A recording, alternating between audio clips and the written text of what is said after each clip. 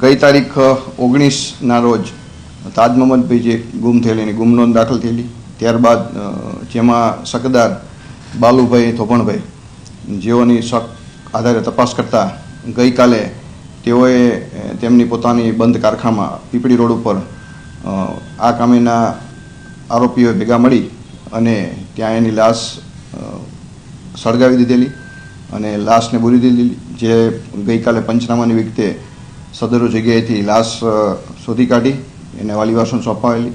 એ કામે ફરિયાદીની જે ગુમ થનાર છે એના પુત્રની ફરિયાદ લઈ બી ડિવિઝન પીએ તપાસ કરતા હતા અને આ તપાસ દરમિયાન આ કામેના આ મર્ડરના આરોપમાં સંડોવાયેલ થોભણભાઈ કેલાભાઈ, બાલુભાઈ થોભણભાઈ તથા વિશાલ રમેશભાઈ અને રમેશભાઈ અર્જણભાઈ તથા જયદીપભાઈ કાનાભાઈ જેઓને ધરપકડ કરવામાં આવી છે આજરોજ.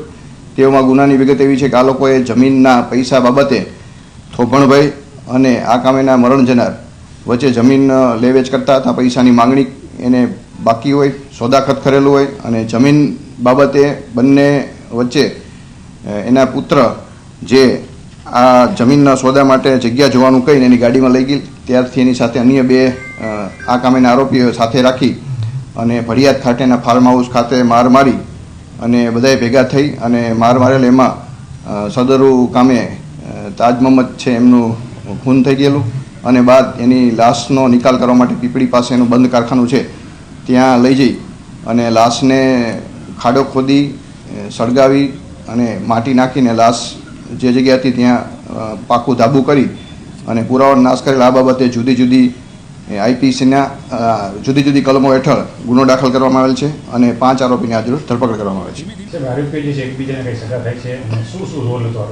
હા, આમાં જે આ કામેના જે આરોપીઓ છે એ બધા એકબીજા સગાવાલા જ છે અને એનો રોલ એવો છે કે આ કામે જે જમીન છે જમીન બાબતમાં પૈસાની લેતી દેતી હોય અને એ બાબતે આ લોકોએ ભેગા થઈ અને પૈસાની જે માંગણી કરતા હોય એ બાબતે બંને વચ્ચે બોલાયેલી હતા અને લાકડી અને ધોકાઓથી માર મારી ઈજા કરીને મૃત્યુ નિપજ્યો. ત્યારબાદ એનો લાશ ઠેકાણે પાડવા એને લાશને સળગાવી અને બીજી જગ્યાએ એની ખોદી અને ત્યાં એનો નાશ કરેલો. કેટલા રૂપિયા માંગતા હતા અને કેટલા રૂપિયા બાબતે જમીનમાં હમણાં છેલ્લે એને 5 લાખ રૂપિયા આપેલા હતા અને આગળ પણ એને સોદાખત કરેલું એની પણ હજી તપાસ ચાલુ છે. કેટલા પૈસા એને લેવાના હતા એ બી ડિવિઝન પીએ તપાસ ચલાવી રહ્યા છે.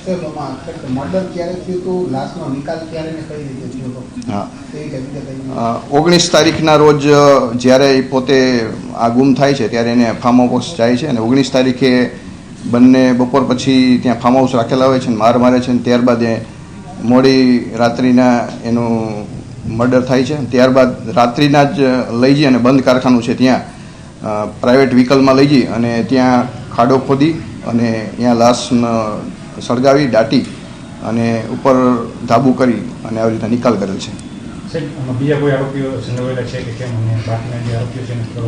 આમાં હજી 2 આરોપી જે પકડવાના બાકી છે એની તપાસ કરી રહ્યા છીએ.